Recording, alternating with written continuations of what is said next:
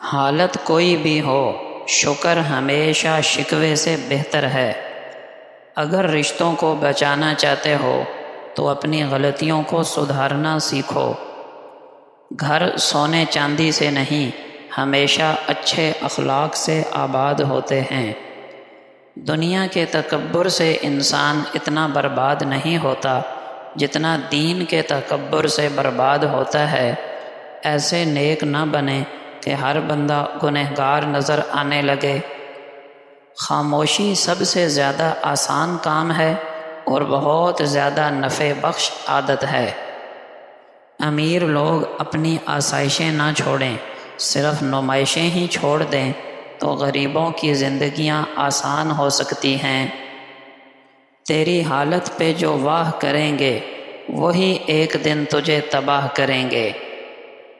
ایمان تو یہی ہے کہ بندہ اللہ کے سوا کسی سے کوئی امید نہ رکھے۔ بندے کی امیدوں کا واحد مرکز صرف اور صرف اللہ جل شانہ کی ذات پاک ہو۔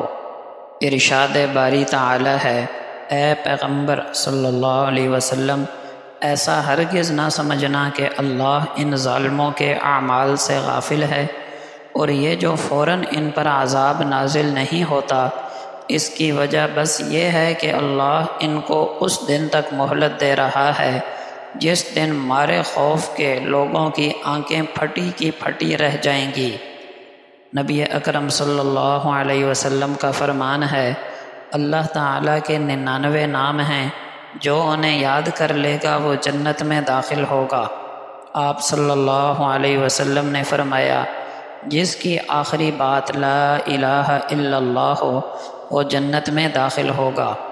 آپ صلی اللہ علیہ وسلم نے فرمایا، جو شخص نیکی کا ارادہ کرتا ہے اور ابھی اس نے عمل نہیں کیا ہوتا، پھر بھی اس کی ایک نیکی لکھ دی جاتی ہے، اور اگر وہ اس پر عمل کر لیتا ہے تو اس کے لیے 10 گنا سے لے کر 700 گنا تک یا اس سے بھی زیادہ بڑھا چڑھا کر ثواب لکھ دیا جاتا ہے۔